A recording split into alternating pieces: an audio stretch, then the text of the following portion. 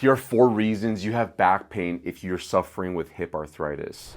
Reason number 1 is a muscle imbalance affects many areas. The root problem of hip arthritis is a muscle imbalance where the glutes on the back of the hip joint are weak and the muscles on the front of the hip joint, there's hip flexors up here and quads in the thigh, they work together. Those get too strong, and so it pulls the ball forward in the socket, causing bad pressures here in the joint, and over time that sets up arthritis. But the other bad thing that imbalance does, the psoas muscle specifically, it attaches to the vertebrae, the bones here of the low back, and runs down over the hip joint and attaches to the backside of the thigh bone here. When that muscle's overworking, when it's dominating, when it's compensating for weakness in the back of the hip, because it's a vertical muscle, it pulls down and compresses all these vertebrae, which can affect the discs, it can affect the nerves, it can affect the movement in the spine, and that can set up back problems. So the second point that I want to make related to this is the joints in the spine. So you have they're called facet joints right back in here.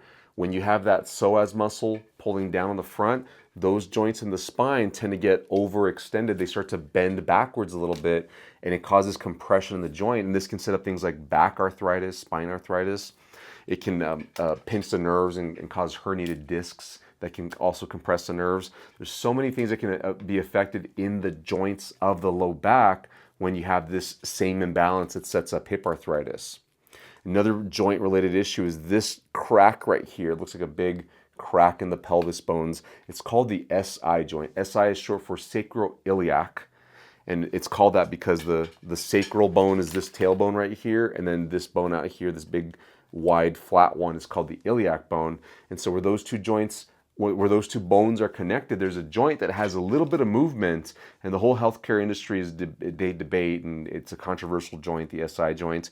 The way we look at it is there is a certain amount of movement in there that is important for your hip joint to move well, because some people get pain that's low back, almost in the glute area, but not quite, and slightly off to the side to where they can point to it. And when that happens, we know that that's an SI joint problem.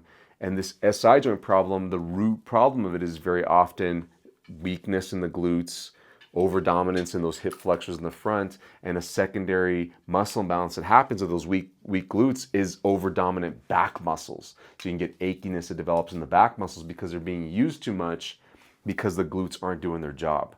The glutes are so important at making sure that everything here is stabilized. If you don't have enough strength in the glutes, all the muscles around begin to compensate for those weak glutes, and that's what sets up a lot of muscle imbalances.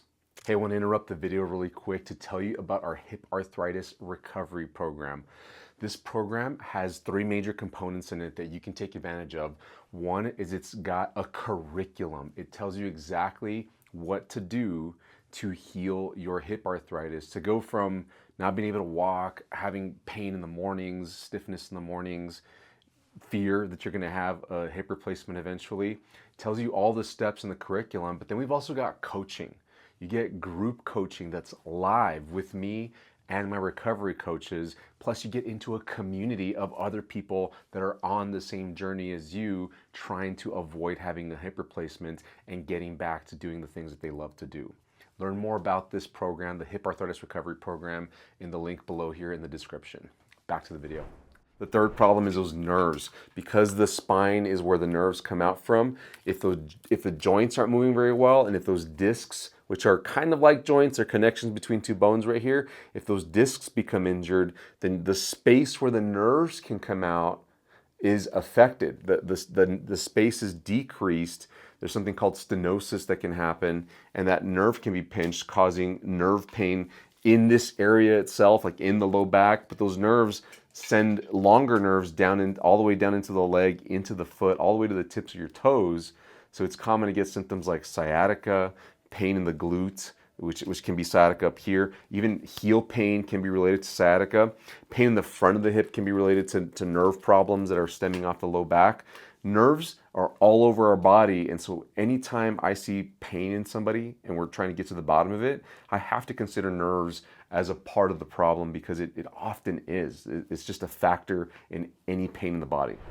The fourth thing to worry about is movement compensations. What I mean by this is if you have that imbalance I'm talking about, that's the root problem. There's just all these extra problems that arise from it. If glutes aren't working right and you're over dominant in the muscles in the front, it presets your joints in an odd position.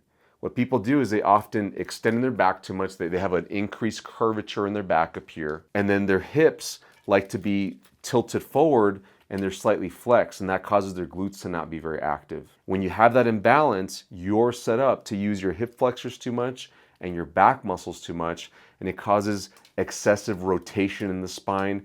It causes the hip joint to move the wrong way, causes problems all the way down into the knees and even the ankles and feet.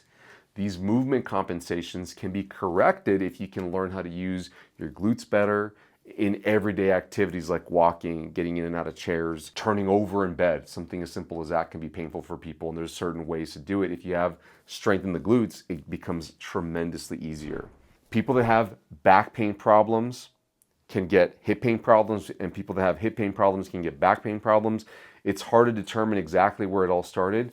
Where I often find the root problem is this muscle imbalance. You need to fix the muscle imbalance, and it solves so many problems in our body. Hey, if you thought this video was helpful, then I think you'll find this video even more helpful about hip arthritis. Check it out next.